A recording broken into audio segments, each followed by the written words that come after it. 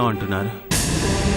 అతను కట్టిన తాలికి అతనే విలువ ఇవ్వకపోతుంటే నేను విలువిచ్చినా ప్రయోజనమే ఉంది. రా చందు.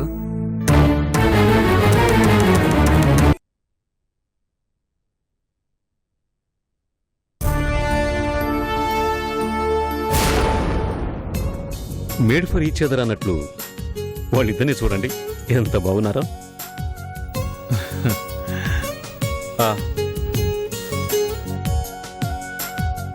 వెల్, చందు మా కోడలు అని ఎలాగో ఫిక్స్ అయ్యాం కాబట్టి ఇంకా వాళ్ళ పెళ్లి గురించి మనం మాట్లాడుకోవాల్సింది ఏమీ లేదు. అంతేనండి.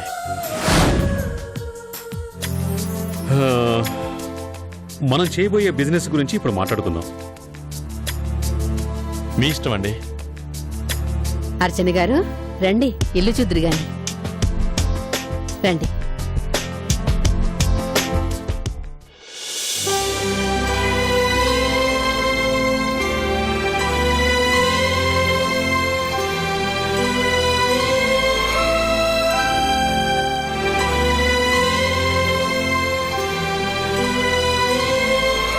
కూర్చో చందు.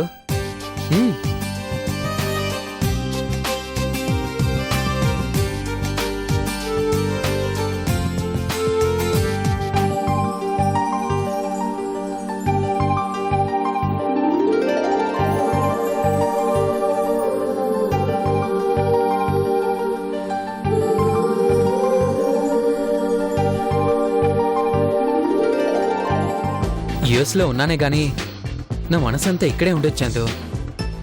ఎప్పుడెప్పుడు ఇండియా వచ్చేస్తానా అనిపించేది. కనీసం ఫోన్లో అయినా మాట్లాడదామంటే అది కుదిరేది కాదు.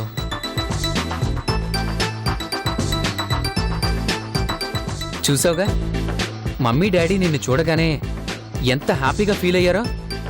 మమ్మీ అయితే మనకి ఎంత త్వరగా పెళ్లి చేసేద్దామా అని చూస్తుంది.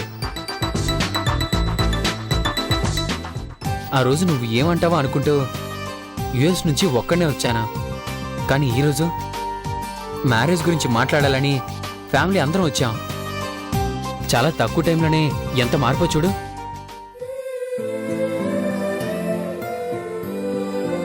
ఈ క్రెడిట్ అంతా రాజాదే. అతనేగా మన ఇద్దరిని కలిపింది. మన విషయం చెప్పాలని వచ్చిన దగ్గర నుంచి తన కోసం ట్రై చేస్తూనే ఉన్నాను, కానీ కనిపించటం లేదు.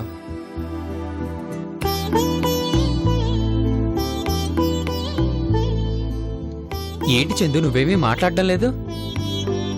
మాట్లాడే అవకాశం ఎవరూ నాకివ్వడం లేదు. అంటే చాలా రోజులైపోయింది కదా నిన్ను చూసి, అందుకే నేనే ఏదేదో మాట్లాడిస్తున్నానా.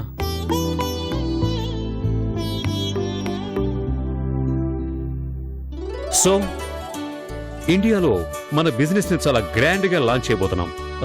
దానికి సంబంధించిన గ్రౌండ్ వర్క్ అంతా కంప్లీట్ చేసి ఆ ప్రాజెక్ట్ రిపోర్ట్ మీ చేతిలో పెడతాను.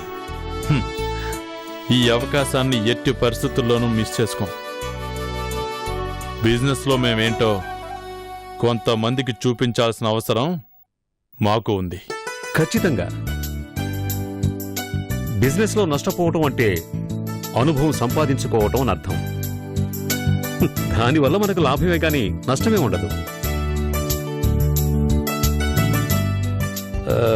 అలాగే మంచి రోజు చూసి నిశ్చితార్థం చేసుకుంటే మాకు సంతోషంగా ఉంటుంది.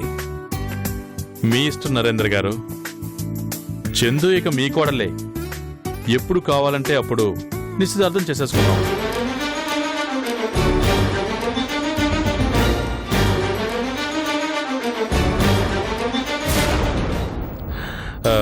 పంతులు గారికి చెప్పి మంచి ముహూర్తం చూడమంటారా?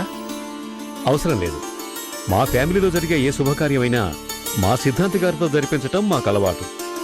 ఈ శుభకార్యం కూడా ఆయన చేతుల మీదుగానే జరిపిద్దాం. అలాగే మీ ఇష్ట ప్రకారమే జరిపించండి. మిమ్మల్ని కలవడం చాలా ఆనందంగా ఉందండి. మరి ఇక మేము బయలుదేరుతాం. భోంచేసి ఈవినింగ్ వెళ్ళొచ్చు కదా. స్నేహితులు మాత్రమే అయ్యుంటే అలాగే చేస్తుండేవాళ్ళం. ఇప్పుడు బియ్యంకులం కాబోతున్నాం కదా, తినకూడదులేండి. అవునులేండి, కతికితే అతకదని పెద్దవాళ్ళు అంటారు కదా. అందుకే వద్దంటున్నాను. కృష్ణ, మనం ఇక బయలుదేరదామా?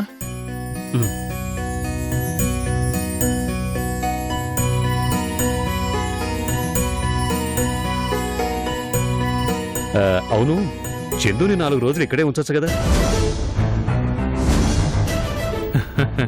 పెళ్ళయ్యాక ఎలాగూ మీ దగ్గరే ఉంటుంది కదా, ఈ కొద్ది రోజులైనా మా దగ్గర ఉండనివ్వండి.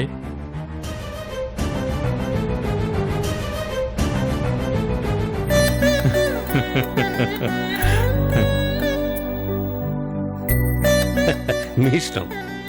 నరేంద్ర, బయలుదేరుతాం. పద, నేను వస్తాను.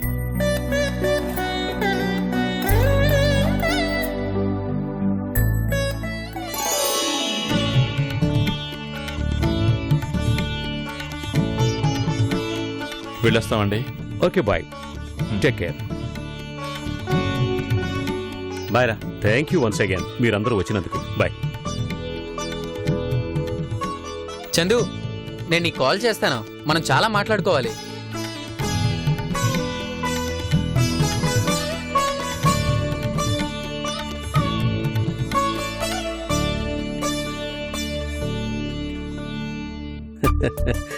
What Santosh, are you happy? Yeah, చాలా డాడీ. అంతా వీడదృష్టమేనండి.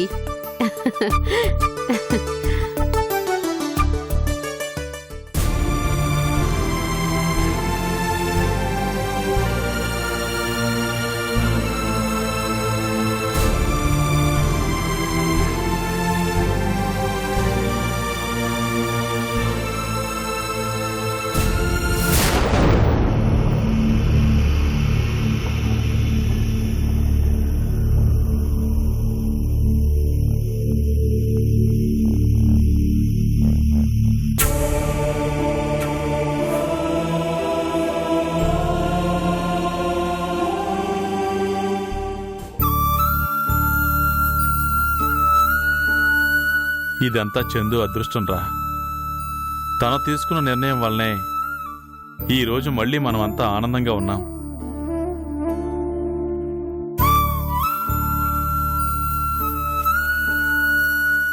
చూశారుగా, సంతోష్ వాళ్ళ అమ్మా నాన్న ఎంత హ్యాపీగా ఉన్నారో. అంత మంచి ఫ్యామిలీలోకి మన చందు వెళ్తుందంటే అంతకంటే మనకు కావాల్సింది ఏముందిరా?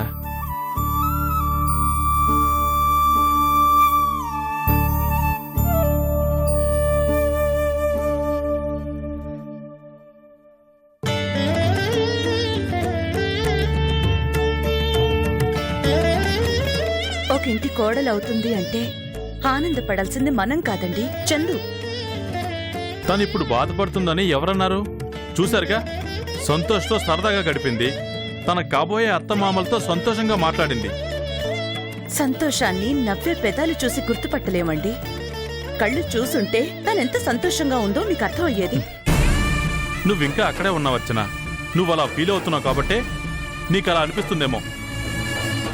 చందు ఎంత సంతోషంగా ఉందో నాకు తెలుసు. మీకు మీరే అర్థం కాని స్థితిలో ఉన్నారు. మీకేం చెప్పినా ప్రయోజనం లేదు.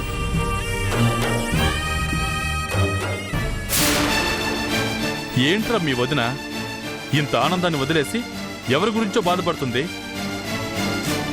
మనకి మంచి రోజులు వచ్చాయిరా. దెబ్బ కొట్టాను, అడ్రస్ లేకుండా పోయామని అనుకుంటున్నాడు కదా ఆ రాజాగాడు. చెప్తాను వాడి సంగతి. వాణ్ణి మించిన స్థాయిలో నిలబడబోతున్నామని ఆ రాజాగాడికి ఇంకా తెలీదు.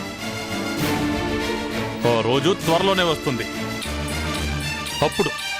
అప్పుడు ఆ రాజాగాడి అంతు చూస్తాను. ఇప్పుడు మళ్ళీ ఆ రాజాతో పంతం ఎందుకు అన్నయ్య? మనకేదో మంచి అవకాశం వచ్చింది. మన పని మనం చేసుకుందాం. ఆ అవకాశం ఇప్పుడొచ్చింది పని చేసుకుని బ్రతకడానికి కాదురా, పగ తీర్చుకోవడానికి. బిజినెస్ లో మనల్ని ఎలా దెబ్బ కొట్టాడో అలాగే దెబ్బ కొడతాను రావాణ్ణి. ఈసారి వాడు గెలిచే అవకాశమే లేదురా. ఇప్పుడు మన టైం స్టార్ట్ అయింది. అందుకే ఇంత మంచి అవకాశం మనకొచ్చింది. అన్నయ్య, ఒకసారి తప్పు చేసి దెబ్బతిన్నా. కష్టాలు వచ్చేది చేసిన తప్పు తెలుసుకోవడానికి. మళ్ళీ అవకాశం వచ్చేది ఆ తప్పుని సరిదిద్దుకోవడానికి. అంతేగాని అదే తప్పు మళ్ళీ చేయడానికి కాదు. నీతులు కథలు వినటానికి, కొటేషన్లు చదువుకోవడానికి బాగుంటాయిరా. ఆ రాజాగాడు చేసిన అవమానాల్ని అంత ఈజీగా మర్చిపోగలమా? దెబ్బకు దెబ్బ కొడితేనే యుద్ధంలో అయినా వ్యాపారంలో అయినా గెలవగలం. మన స్థాయి మళ్ళీ మనకి రానివ్వరా. ఈసారి ఓటమి ఎలా ఉంటుందో ఆ రాజాగాడికి నేను చూపిస్తాను.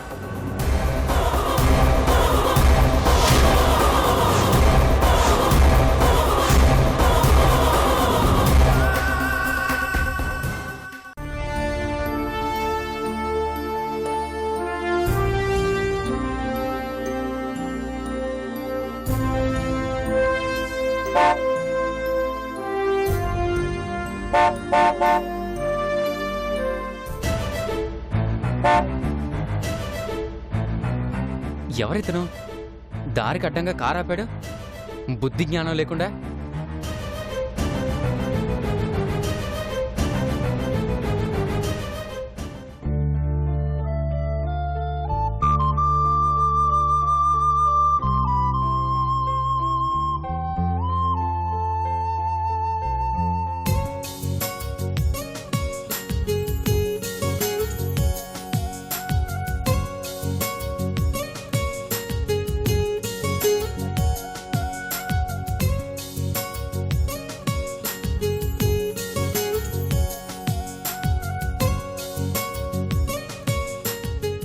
Hi friend.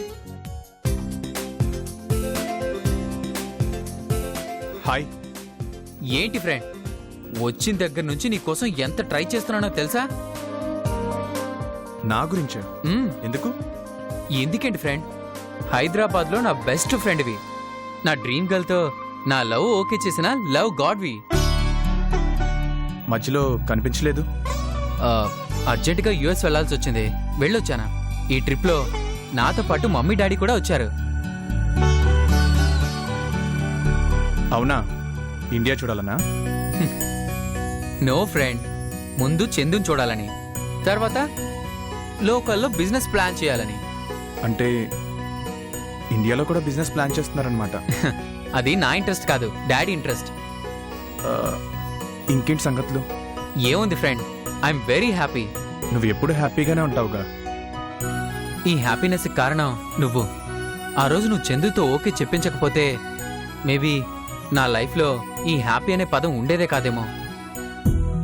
ఇంకో గుడ్ న్యూస్ ఏంటంటే ఈరోజు చందు వాళ్ళ ఫ్యామిలీ అందరూ మా ఇంటికి వచ్చారు. మమ్మీ డాడీ చాలా హ్యాపీగా ఫీల్ అయ్యారు. చందుకి నాకు మ్యారేజ్ కన్ఫర్మ్ అయిపోయినట్టే.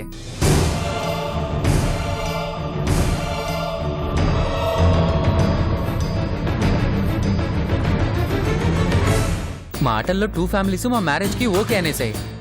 ఇంకా మ్యారేజ్ మాత్రమే బ్యాలెన్స్. చందు కూడా ఓకే అందా? తను ఓకే అనకపోతే ఇంత హ్యాపీగా ఎందుకుంటాను బాస్? అవును, ఎందుకలా అడిగావు? అబే ఏం లేదు, క్యాజువల్గా అడిగానంతే. ఓకే ఫ్రెండ్, ఈ న్యూస్ నీకు చెప్పాక నాకు ఇంకా హ్యాపీగా ఉంది. త్వరలోనే మ్యారేజ్ ఉంటుంది, మ్యారేజ్కి నువ్వు మాత్రం తప్పకుండా రావాలి. అలాగే. ఆ రోజు నన్ను కాపాడి నాకు లైఫ్ ఇచ్చావు. చందుతో నా లవ్ ఓకే అనిపించి నాకు మరో మంచి లైఫ్ ఇచ్చావు. Really you are a great friend. Great.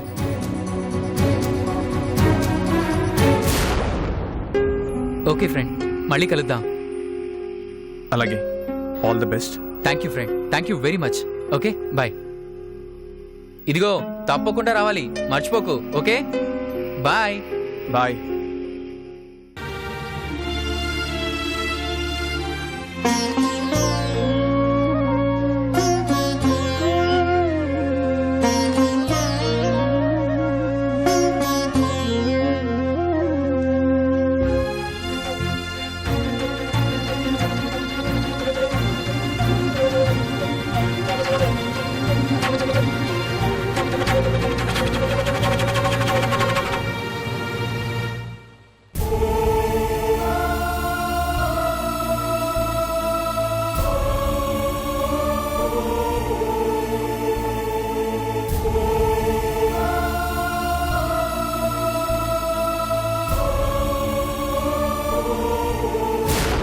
చందుకి నాకు మ్యారేజ్ కన్ఫర్మ్ అయిపోయినట్టే.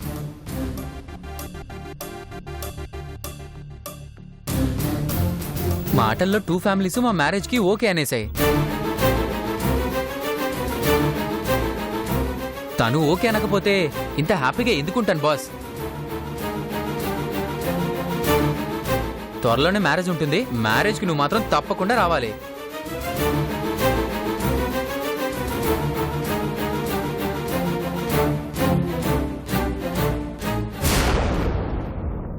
రాజా, సాయంకాలం ఆఫీసులో మీటింగ్ ఉంది. దానికి సంబంధించిన ఫైల్స్ అన్ని సిద్ధం చేశాను. త్వరగా రెడీ అయితే బయలుదేరదాం.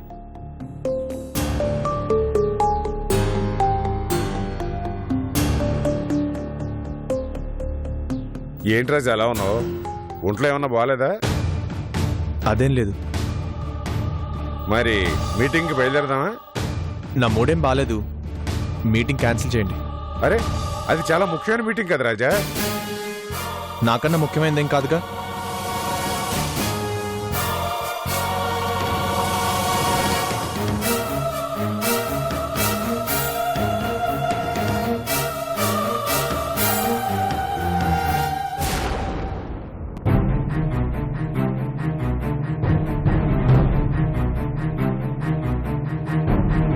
ఏమైంది బాబాయ్? రాజా అలా ఉన్నాడేంటి? ఏమోనమ్మా, ఆఫీస్లో చాలా ముఖ్యమైన మీటింగ్ ఉంది, దానికి కూడా రాలేనంటున్నాడు. అలాగా? ఏమైంది రాజాకి? అదే నాకు అర్థం కావడం లేదమ్మా. సరే, నేను వస్తానమ్మా.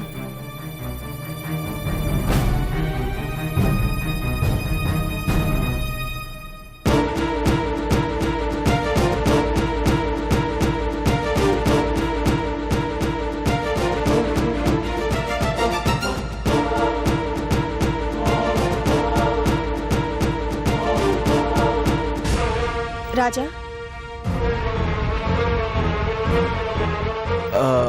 మాధవి రా.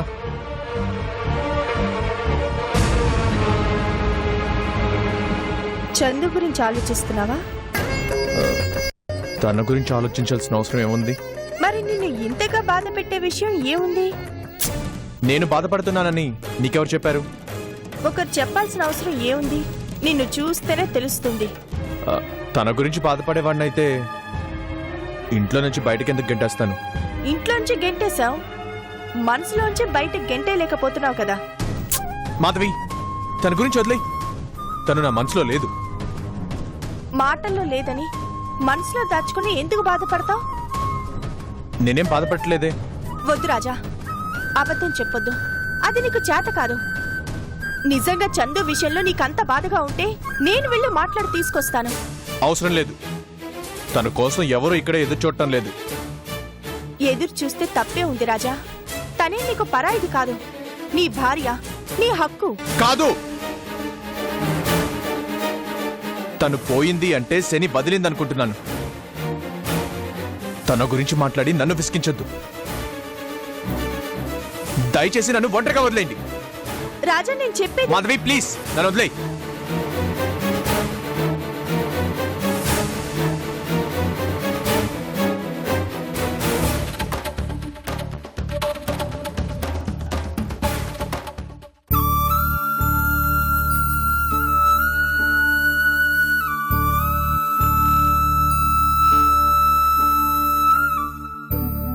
ఈ క్రెడిట్ అంతా రాజాదే. అతనేగా మనిద్దరిని కలిపింది.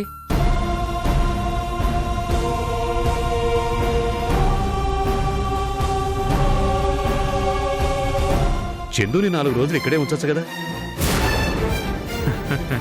పెళ్ళయ్యాక ఎలాగూ మీ దగ్గరే ఉంటుంది కదా, ఈ కొద్ది రోజులైనా మా దగ్గర ఉండనివ్వండి.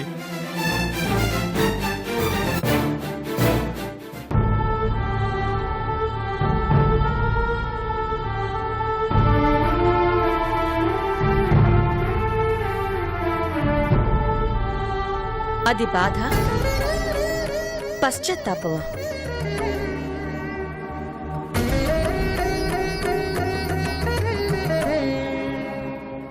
మనసు నిలబడినివ్వడం లేదు కదూ?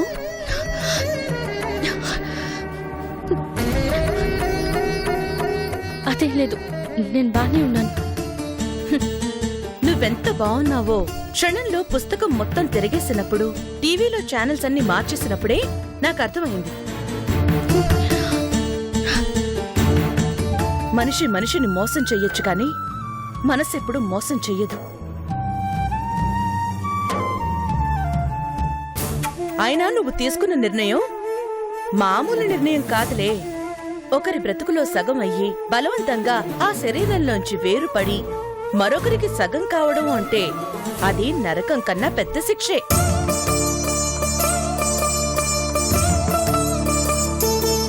తాళి అంటే అది దారమే. అన్ని దారాల్లాగానే తెంపేస్తే తెగిపోతుంది. కాని దానికి 3 ముళ్ళు వేస్తారు చూడు, అవి ఆ 3 ముళ్ళే ఇద్దరిని ఒకటి చేసి 100 ఏళ్లలో చచ్చే రోజు వరకు కలిసి బ్రతికేలా చేస్తాయి.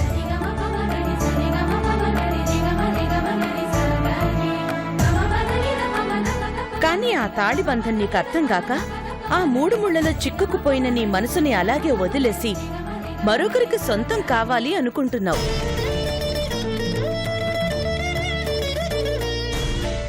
మనిషి జీవితంలో అమ్మ, నాన్న, అక్క, చెల్లి ఏ బంధమైనా మాటలతో వదిలించుకోవచ్చు. కాని ఈ తాళితో ఏర్పడే బంధం ఉందే, అది తెంచుకోగలిగేది ఒక్క చావుతోనే. చందు, ఇప్పటికైనా మించిపోయిందేమీ లేదు. నీ మొండితనం వదిలిపెట్టు. ప్రశాంతంగా ఏ గుళ్ళోనూ కూర్చుని ఆలోచించు. నీ మనసు నీకు అర్థమవుతుంది. నేను ప్రశాంతంగానే ఉన్నాను.